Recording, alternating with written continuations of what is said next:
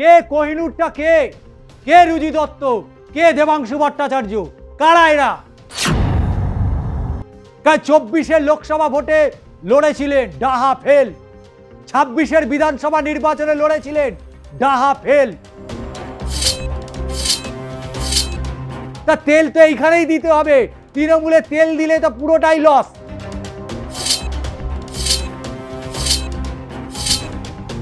নমস্কার, আমি ষষ্ঠী চট্টোপাধ্যায়। শুরু করছি দাদা দিদির রাজনীতি। এরা কারা, কবে এদের বঙ্গ রাজনীতিতে জন্ম হয়েছে, কিন্তু আজকে তারা রাজনৈতিক ময়দানে প্রাসঙ্গিক হয়ে ওঠার স্বপ্ন দেখছে। এক সময় সরকারে থাকা সেই তৃণমূল কংগ্রেস আজকে তারা বিরোধী আসনেও নেই, কারণ তৃণমূল কংগ্রেস ভেঙে চুর চুর হয়ে গিয়েছে। তৃণমূল কংগ্রেসের গোষ্ঠীকোন্দল, দল থেকে বিধায়ক সাংসদ চলে যাওয়া, আর এই স্রোতের উল্টো দিকে বইতে চাইছে না 2011 সালের পরে আসা ওই তৃণমূলগুলো। তারা কোনোদিন একজন কর্মী, একজন সমর্থকের কথা তারা ভাবেনি। তারা সবসময় নিজেদের ধান্দার কথা ভেবেছে। তারা আমিত্বে সীমাবদ্ধ, তারা আমিত্বেই নির্ভর করে আছে। তাই তো দলে দলে নয়, পালে পালে পৌঁছে যাচ্ছে, কখনো এই দলে কখনো ওইখানে। আর এরা নাকি বড় বড় ডায়লগ দিচ্ছে। কে কে কোহিনূরটা, কে কে রুজি দত্ত, কে দেবাংশু ভট্টাচার্য, কারা এরা? বঙ্গ রাজনীতিতে এদের জন্ম কবে হয়েছে? আজকে তৃণমূল ক্ষমতায় ছিল বলে তারা পদ পেয়ে বসেছিল, আর আজকে দল যখন বেকায়দায় বড় বড় ডায়লগ দিচ্ছে না। ভেবেছেন ওই কর্মীটার কথা? ভেবেছে কাকলি ঘোষ দস্তিদার থেকে শুরু করে আজকে সায়নী ঘোষ, মালা রায়, সুদীপ বন্দ্যোপাধ্যায়, ওই কর্মীটার কথা ভেবেছে? যে কর্মীটা একদিন সেই ভাড়ের মধ্যে নীল রং গুলে দেয়াল দখল করেছিল 2011 সালের আগে, সেই কংগ্রেস, তৃণমূল কংগ্রেসের কর্মীর কথা মনে আছে এদের?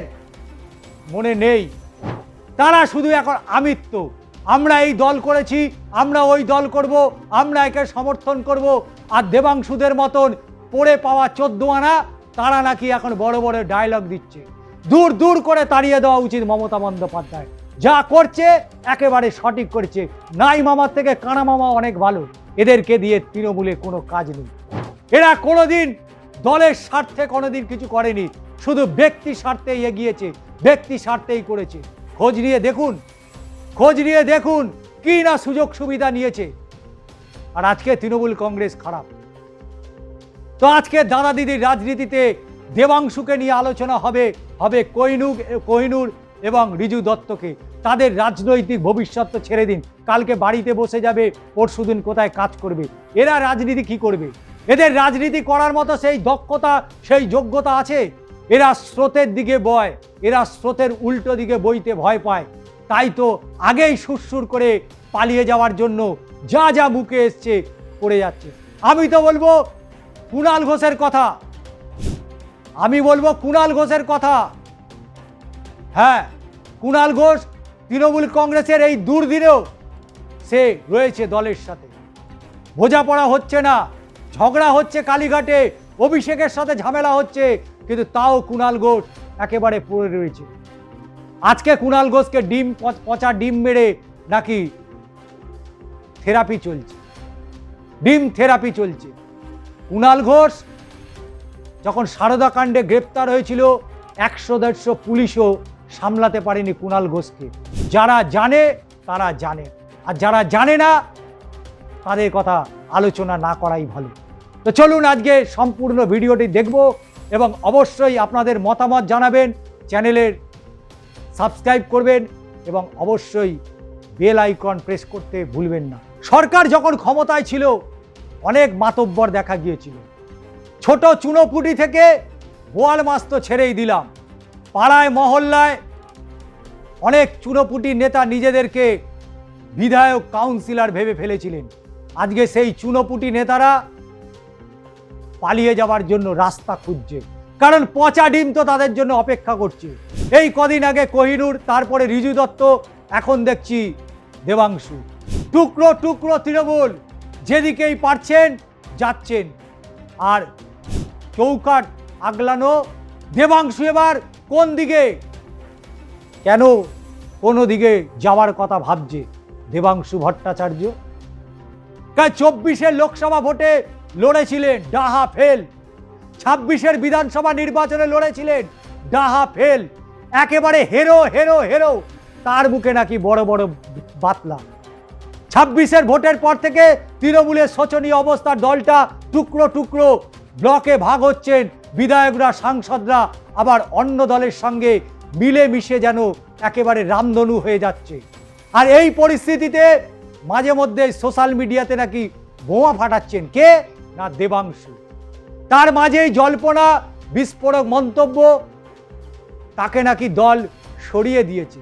আরে কেন এতদিন রেখে পোষা হচ্ছিল তাকে, এটাই তো বুঝে উঠতে পারছিলাম না। আইটি সেলে পদ থেকে একদম দূর দূর করে তাড়িয়ে দিয়েছে। সোশ্যাল মিডিয়ায় পোস্ট করেছেন তিনি দুঃখ পেয়েছেন। কি দুঃখ তার হয়েছে, দুঃখ কষ্ট তার নেই। যদি থাকতো তাহলে তৃণমূলের ওই কর্মী সমর্থকগুলোকে ফেলে পালিয়ে যেত না। এই তো রাজনৈতিক নেতা। আর দুবার গোহারান হেরে বড় বড় ডায়লগ দিচ্ছে। তিনি লিখছেন পার্টি কোথায়, কোনো ফেসবুক পোস্টে, কোনো প্রেস রিলিজে কিংবা সাংবাদিক সম্মেলনে জানিয়েছেন যে আমাকে বহিষ্কার করা হয়েছে। বেশ করেছে, তবে এসব ভুলভাল খবর যারা রটাচ্ছেন তাদের নিশ্চয়ই কোনো অসৎ উদ্দেশ্য আছে।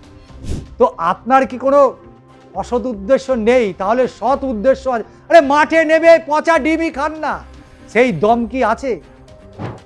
15-20 দিন আগেই তিনি নাকি জানিয়েছিলেন আমি এখন রাজনীতি থেকে দূরে রয়েছি, আমি যে বিষয়ে কাজ করছি না সেখানে একটি পদ টানা ধরে রাখার কোনো মানেই হয় না।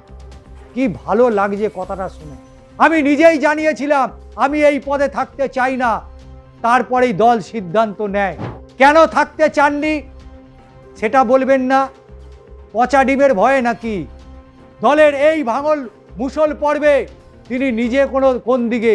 দেবাংশু বলছেন আমি এখন রাজনীতি থেকে আকস্মিক বিরতি রয়েছি, আমি এখন নিজের ভুল ত্রুটি নিয়ে ভাবছি। একটি দলের হার মানে তো আর সেই দলের নেতা নেত্রীদের আসলে হার নয়। আমি সেটা নিয়েই কিছুটা ভাবনা চিন্তা করছি। ভাবুন, ভাবা প্র্যাকটিস করুন। আগামী দিনে চলতে হবে তো।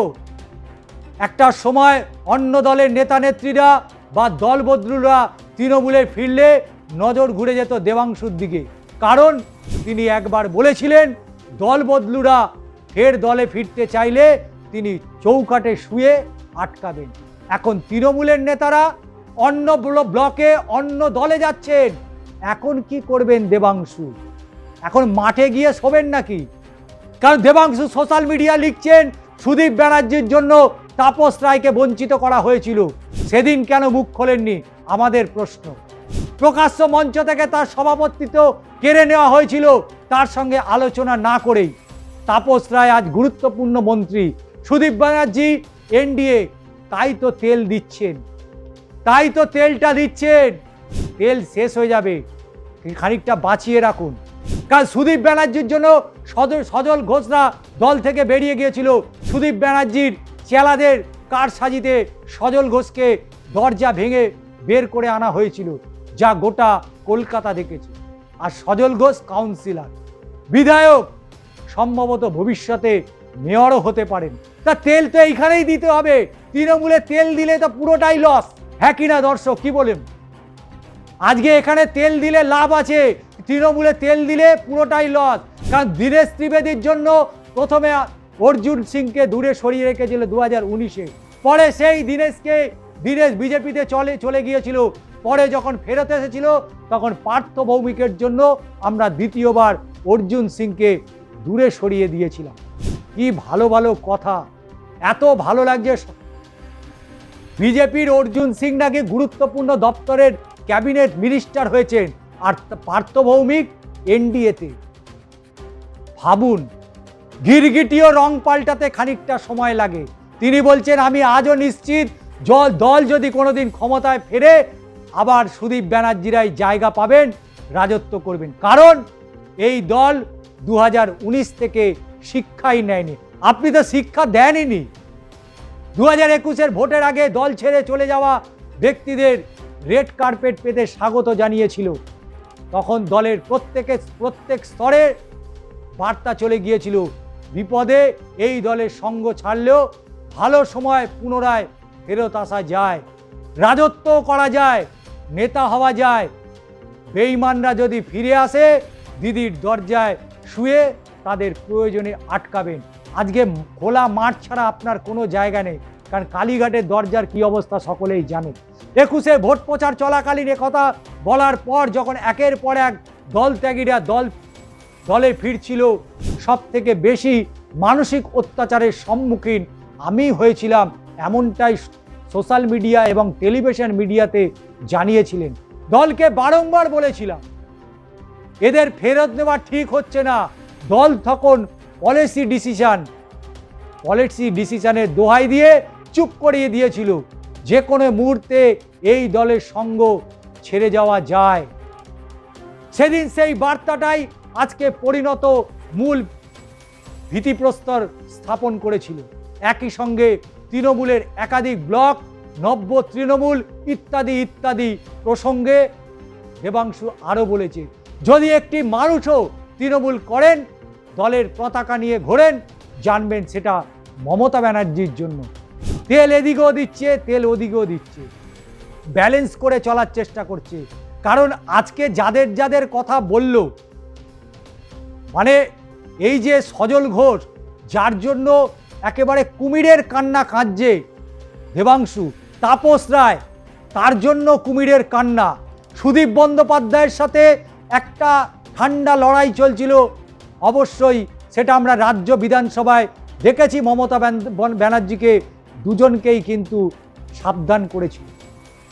আমরা দেখেছিলাম যে এই সব্যসাচী দত্ত যখন তৃণমূল কংগ্রেসে ছিল আর রাজ্যের তখন মন্ত্রী সুজিত বসুর সাথে একটা আদায় কাজকলায় জায়গা তৈরি হয়েছিল, সেখানেও আমরা দেখেছি যে বিধানসভার অন্দরে মমতা বন্দ্যোপাধ্যায় দুজনকেই সাবধান করেছিল, সঠিকভাবে চলো, নালে ব্যবস্থা নেওয়া হবে।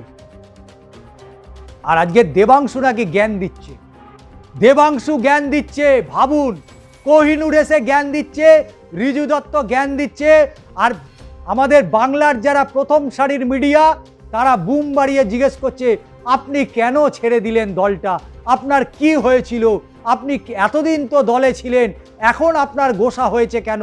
মনে হচ্ছে 98 সালে সেই মমতা বন্দ্যোপাধ্যায় যে মিডিল অর্ডার ছিল, সেই মিডিল অর্ডারের প্লেয়ার মনে হচ্ছে, এমন সব প্রশ্ন করা হচ্ছে। ভাবতে অবাক লাগে। আজকে 20-22 জন সাংসদ চলে গেছে কোথায়? এনসিপিআইতে। আরে এনসিপিআই কোথা থেকে এলো? সে তো সেই ত্রিপুরার, যদিও তার অফিস করা হয়েছে সাকরাইলে, ওদিকে এক লট চলে গেছে, এদিকে বিধানসভায় এক লট চলে গেছে, গোটা 10-15 রয়েছে তৃণমূলে। যদি তৃণমূল ঠিকঠাক করে এই বেনে জলগুলোকে আর ঢুকতে না দেয়, আর যে কটা বেনে জল আছে সব কটাকে দূর করে যদি তাড়িয়ে দেয়, তাহলেও আজকের দিনে 2026-এর জুন মাসেও যদি মমতা বন্দ্যোপাধ্যায় আবারও ব্রিগেডের ময়দানে সভা ডাকে, তাহলে সেই সবার সাথে আজকে যারা এই দল ওই দল, এই ব্লক ওই ব্লকে ছুটে বেড়াচ্ছে, তারাও সবাই মিলে যদি ব্রিগেডের সমাবেশ ডাকে, সংখ্যাটা মিলিয়ে নেবেন। তাই তো তার নাম মমতা বন্দ্যোপাধ্যায়, নামটাই যথেষ্ট। তিনি বাড়ি থেকে বেরোলেও খবর, তিনি বাড়িতে থাকলেও খবর, তিনি রাস্তায় থাকলেও খবর, তিনি বলতেও বাইট দিলেও খবর। ফলে মমতা বন্দ্যোপাধ্যায় কতটা যে ডাইনামিক একজন নেত্রী, সর্বভারতীয় রাজনীতিতে তার আলাদা করে পরিচয় দেওয়ার কোনো জায়গা থাকে না। কিন্তু দেবাংশু, কোহিনূর, রিজু দত্ত কটা লোক চেনে, বাংলার বাইরে কজন আপনাদের চেনে? মমতা বন্দ্যোপাধ্যায়কে সারা ভারতবর্ষ নয়, পৃথিবীর অনেক দেশ মমতা বন্দ্যোপাধ্যায়কে চেনে।